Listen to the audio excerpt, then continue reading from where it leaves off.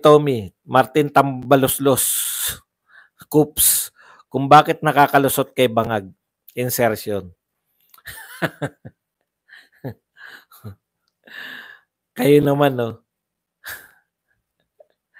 Bakit? Sa concert... Kung yung insertion, concert, hindi makakalusot yan.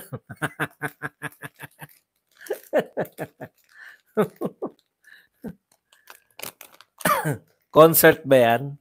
Yung insertion? Kapag may mag-insert pa naman sila ng budget ay bilyones, kaya yung bulsa nila umaapaw sa pamimigay ng ayuda. Ito po kasi ang malupit dyan eh. Bawal kayong magdagdag ng budget mula po dito sa DBM. So, ibig sabihin, kung may in-insert po silang budget, meron silang mga kinaltasan. Meron silang mga binawasan. Kaya po, pinapakita ng act ngayon, sira-sira na yung room. Paano? Wala ng budget para sa pag-aayos ng room. Pagre-repair. Kasi nilipat sa 10 billion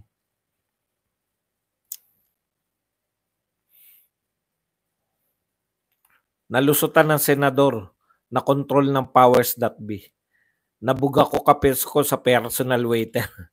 Sir Badong, nakakita na ng katapat si Kimbo? Aw-aw. Bakit? Meron ba kanina nangyari? Ulitin ko. May ano ba yun? May bumira kay Kimbo? Mamaya hanapin natin. Expose na sila lahat, mga congressman na di nabuhusan ng tubig.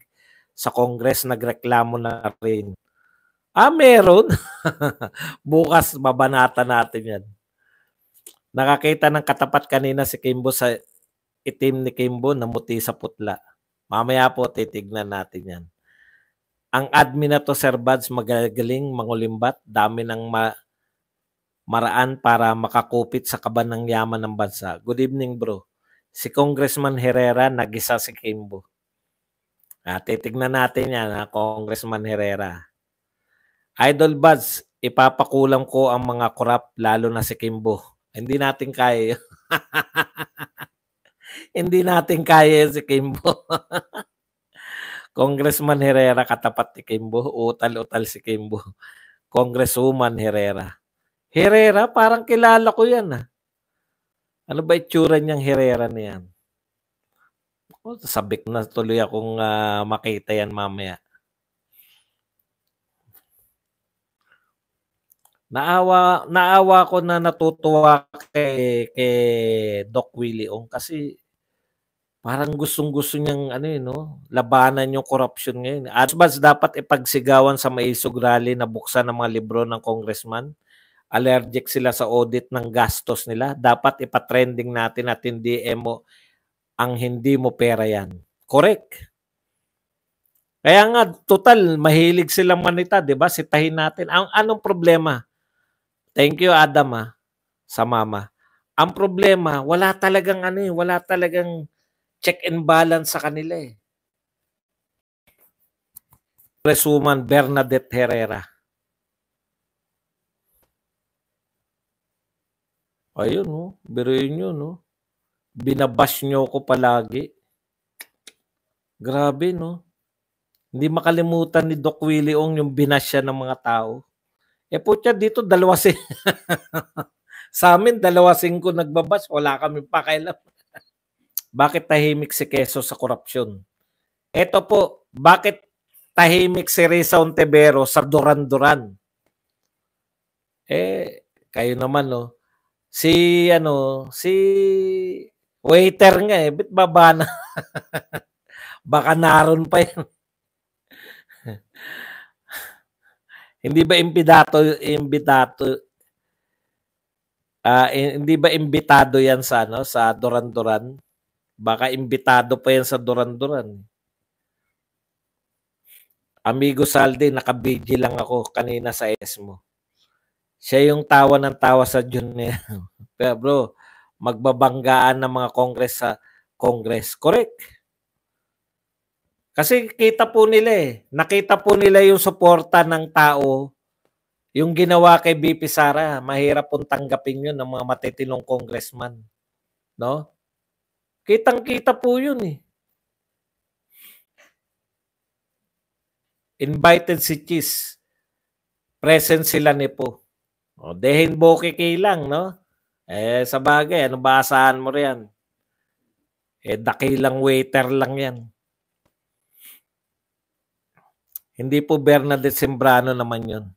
Yes, yung franchise sa ABS. Si waiter nandun sa birthday boss. O, alam nyo na. Akala nyo ba, asa kayo dyan, no? Finance Committee, si Grace po, kakaltasan din yan. Simple lang yan, pag kinaltasan ni Grace po yan, kasi siya mamumuno sa Finance Committee, alam nyo na yan, no? Pag kinaltasan niya ni Grace po, sunod-sunuran lang yan dun si kay Martin tsaka kay Saldico. Kay Tani Boss Buds, kalyado na ni Marcos Balimbing. Hayaan nyo po sila, basta wag nyo iboto.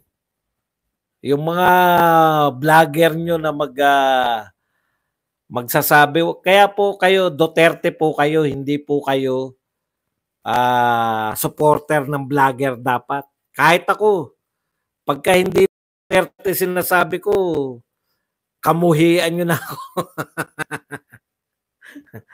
Ako, alam ko po yung susuportahan ko, Duterte lang. Hindi po yung mga dinikit lang sarili kay Duterte.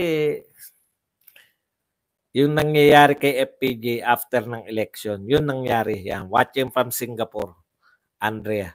Mga dating magkalaban, magkakampi na, dating unity magkakalaban. Mahilig manawagan na unity yan si Tambaluslos eh. Yan ang sumira na unity eh. Hello po, amigo Saldi, Soliman Vlogs. Si Chis ginawang waiter, si Acosta taga-bitbit ng electric. Si Acosta, bakit ka naman dumidikit dyan? Ikaw, Acosta. Alam mo, sabing ni BP sa'yo, kung gusto mo lang tumakbong senador susuportahan ka niya eh. Ngayon, nagdidikit ka dyan ha. Baka ekis ka na rin sa amin. Yung sircoma ni Doc Willie Ong ay galing sa nerve niya tapos nakatago kaya hindi agad na-detect. Pero sinabi niya po sa stress dahil sa eleksyon. Yun po yung nag-cause. Talaga po, ang cancer cells po talaga, stress po talaga yan. Lahat naman ng doktor yan sinasabi. Stress po yan. Kaya kung kayo po hindi sanay mamulitika, makinig na lang po kayo na makinig sa mga vlogger, hayaan nyo na po. Kasi very stressful po ang politika. Lalo na yung politika na yan. Ako. Ni minsan din niya binanatan yan kahit palpak sa 10K bawat mamamayang Pilipino. Dahil hindi ka na Duterte, 10K na, nasa...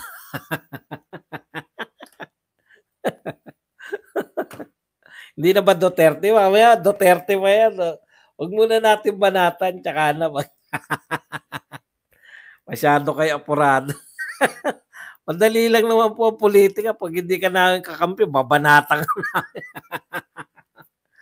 Hindi po kami yung no? Umaamin po kami, bias kami dito sa kulto ni Digong.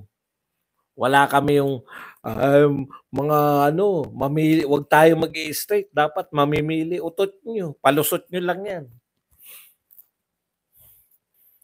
May official na po bang lineup ang senators natin, Sir Buds?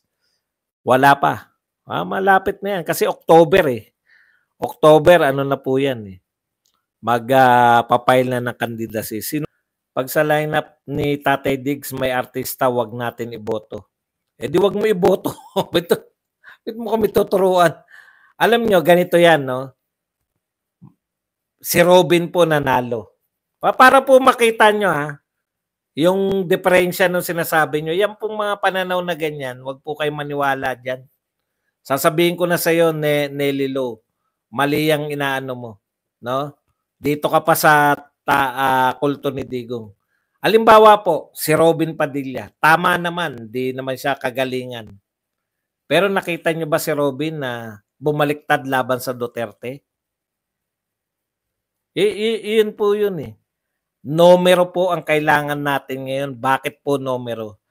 Kasi hodang hindi natin naasahan si Robin sa kakulangan talaga ng kakayahan. Pero hindi po siya bumabaliktad sa mga Duterte. Kailangan po natin ng boto ngayon ng mga senador. Bakit? Anytime i-impeach nila si BP Sara, yun lang po. Yun lang po ang kailangan, no? Ayun lang po ang pwede nilang gawin para sila manalo. Ma-impeach si BP Sara. Wag po nating sabihin na ang artista wag natin iboto. O di sa iba kayo. Alam nyo, yan, pinapaniwala kayo niyan para may maisingit. Halimbawa, may tumakbong artista, tatanggalin natin, isingit natin to. Pero galing kay Marcos. Alam nyo, tama na yan. Tama na yung ano. Ako, aminin natin, artista, tama yun. Pwede namang hindi siya talagang kikilos ng maayos dyan. Pero, kahit papano, numero po yan. Pag nagbutuhan po, kasama natin yan. Paano mo matitiyak ba dong? Wala tayong katiyakan. Pero natitiyak ko, yung hindi tatakbo, hindi atin yan. May chance po sila. Hindi naman nila kapartido si Marcos eh. Di ba? Hindi nila kapartido si Marcos. Bakit sila tatakbo kay Marcos?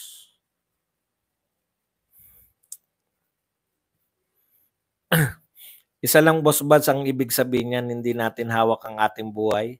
Sayang ang advocacy ni Doc Willie. O yan, yung pagtulong. Yun talaga. Hindi political yung advocacy niya. Yung pagtulong. Yung mga dami niya natutulungan, di ba? Libreng mga payo, doktor. Tama ka, Idol Buds. Crowd drawer ang artista. Anak ni Senator Herrera yan. Talaga? Anak ni Senator Herrera to si ano? Galing, no? Isa lang, Boss Buds, ang ibig sabihin niyan din. Katulad natin si Robin. Yung mga tahimik sa issue ni Bangag, Boss Buds, alam na. Yung mga hindi nagsasalita ngayon sa Duran-Duran, napaka kung ano-ano lang, yung Rizon Tiberos, Dilima, Trillanes, asa na? Ano na, wala kayo sasabihin sa Duran-Duran? 50 million yan, no? Boss Buds, di naman re-election ni si Robin. Hindi yun yung punto ko. Ang sinabi mo, wag iboto yung mga yung line-up ni Tatay Digong na artista, wag iboto. Ang hinalimbawa ko sa iyo, si Robin Padilla nanalo. Hindi siya kasing galing ng mga senador, pero may boto siya. Bakit hindi mo iboboto kapartido ni Tatay Digong, ano nga ni Tatay Digong? Hindi ko naman kayo pinipilit. Wala akong problema sa inyo kung sino iboto nyo. Pero wag kayong mangampanya dito na wag iboto yung mga kandidato ni Tatay Digong. O ngayon, gusto mo talagang ipagpilitan yan, tatanggalin na kita rito. Ako, binigyan pa kita ng pagkakataon, pero pagpipilitan mo na wag naming iboto yung artista, tanggalin na kita. Wala po kaming pipiliin. Halimbawa si Jimmy Bondok. Katulad niyan. Abogado yan, pero nakilala natin yung pagiging artista yan. Hindi mo iboboto? Kahit naging abogado na? Pag tumakbong senador? Hindi. Halimbawa si Vivian Velez. Halimbawa lang, tumakbong tumakbo yan under Tatay Digong.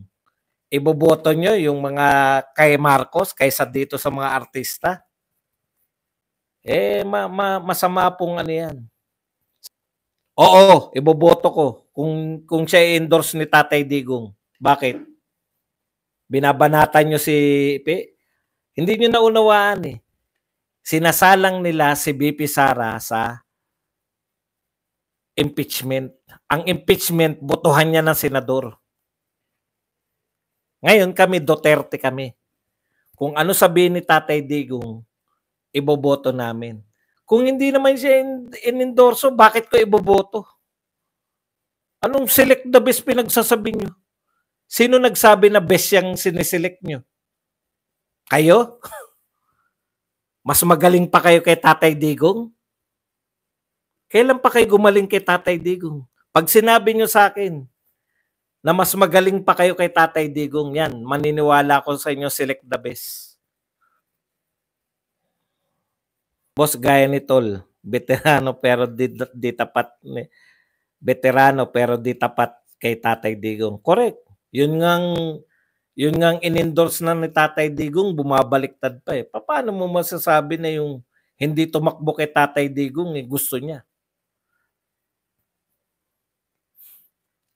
Sino naman may sabi sa yung pag tumakbo si Marcoleta, tatakbo kay Marcos? Huwag niyo pangunahan yung presidente namin. Alam mo, Michael Bautista, marami kang masyadong ini-endorse. Si Marcoleta, pag tumakbo yan, malamang sa Duterte tatakbo yan. Huwag mong pangunahan. Kaysa kay Philip. Sino may sabi sa'yo na sigurado na rin si Philip? Inuunahan nyo kasi. Nagbibigay kayo ng kondisyon para may gusto kasi kayong ipasok. Nagbubulahan pa tayo eh. May gusto lang kayong ipasok sa lineup ni Marcos eh. Dalawa lang naman yung lineup na may mananalo. Lineup ni Duterte tsaka lineup ni Marcos. Bakit nyo ipagpipili? Sa tingin nyo may mananalo sa lineup ni Lenny? Wala naman yan eh. O Risa Ontiveros. Dalawa lang yan. Good evening, Sir Badong. May update pa ba sa Smartmatic? Baka naluto na. Yan pa isa eh, no? Hindi pa po natatalo, kahit na anong matik-matik, hindi pa po natatalo yung mga Duterte. Kulang kayo. Ini-stress nyo yung sarili nyo eh. Wag kayong magpa-stress. Bumoto kayo. Yan kasi panawagan nila eh. Buboto pa kayo eh. Dadayain lang yan. Di ba? Oh, tignan nyo. Lumabas din. Paano si Cayetano? Di ba? Pinaiikot-ikot mo pa kami, Michael Bautista eh. Doon din pala lalabas din pala yung gusto mo. Paano si Cayetano? Saan ba tatakbo si Cayetano? Simple lang kami rito. No? Simple lang kami. Lahat lang ng Duterte. Yun lang. Kaya nga magkakaalaman kung sino yung tunay na Duterte. Biruin mo lahat lang ng Duterte. Kami rin Duterte. Pero may sasama kami sa ni Marcos.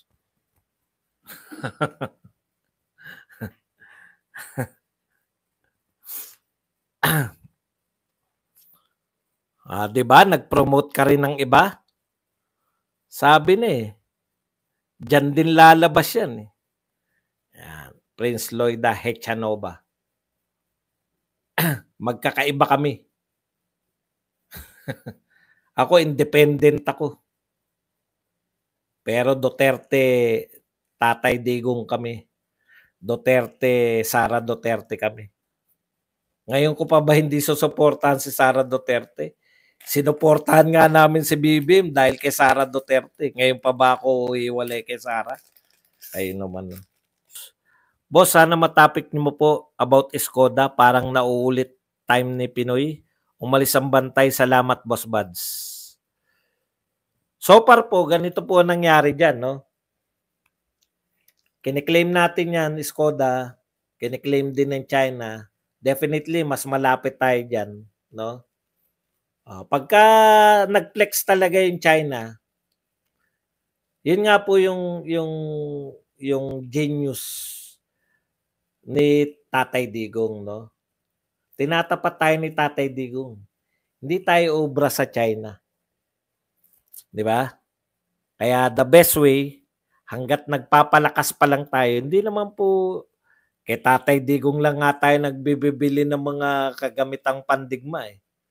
Hindi naman niya po pababayaan tayo eh, no? Hanggat tayo ay wala pang kakayahan, makipagkaibigan lang tayo.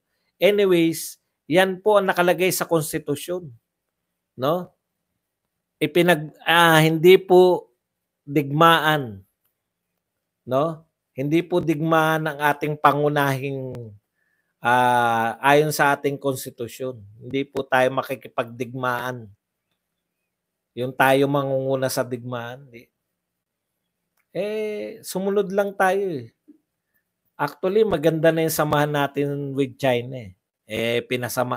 Gustong pasamain itong present government para maiba siya. Hindi natin alam kung bakit. Samantalang sanay na sanay yung present government na magbago ng sinasabi. Nangako siya nung siya ay tumatakbo na itutuloy niya yung pakikipagkaibigan sa China. Wala sana tayong problema ngayon.